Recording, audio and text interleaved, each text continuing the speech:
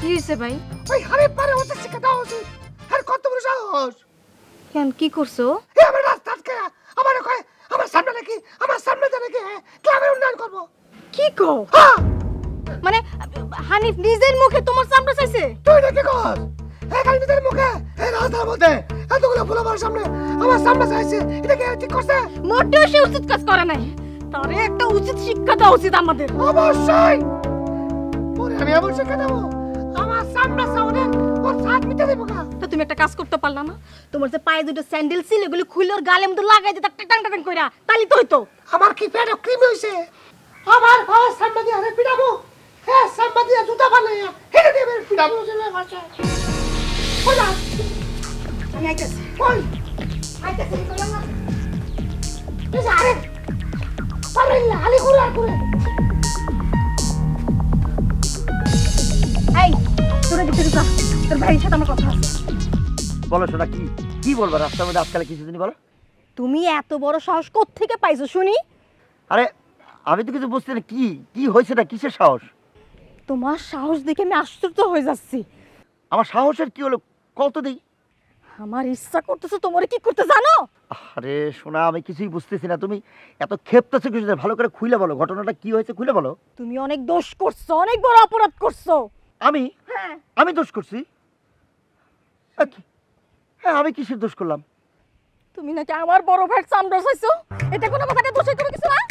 হ্যাঁ চাইছি। শোনো, তোমার ভাইয়ের চামড়ার প্রতি আমাদের একটা অধিকার আছে।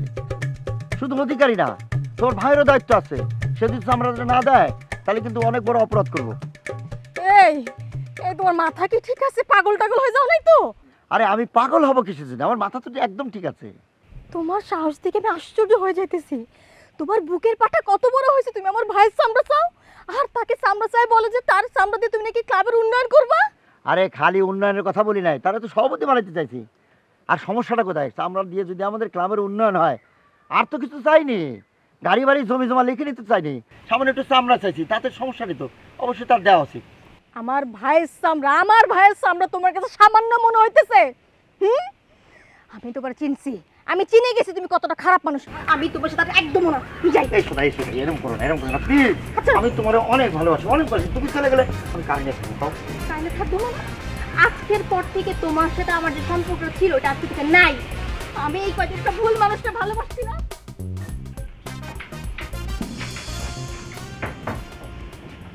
কিরে কিছু কবি? হ্যাঁ কি?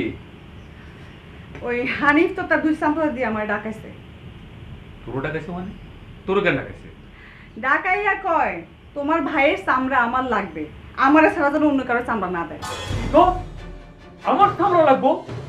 হ্যাঁ এইটা কি কথা বলছিস? তো তুই কিছু করলি না? আরে আমি তো শুনি না অবাক যে আমার ভাইয়ের চামড়া কি করবো। আমি বললাম যে আপনি কি পাগল টাগল হয়ে গেছেন নাকি? তারপরে কি কয়? আর কি কয় শুনবা? কি কয়? সে আরো কয় তোমার ভাইয়ের চামড়া যদি আমারে না দাও তাহলে এটা নিয়ে খুনাখুনি বাজে যাবো। খুনাখুনি না? খারাপ, ওর খুনাখুনির ব্যবস্থা আমি করতেছি। আরে শোনো শোনো শোনো, তুমি এখন কই যাও? রক্তরক্তে ঘটনা ঘটনা লাগবে না, তুমি এখন রেস্ট নাও, পরে দেখা যাবে। আরে বাবু আমার সামনে নিব মানে? তুমি রেস্ট নাও। আমি দেখি মাথা খারাপ হয়ে গেছে, মানুষের সামনে সে চায়। কালকে সকালবেলা আমি দেখতেছি হারামের বাচ্চাকে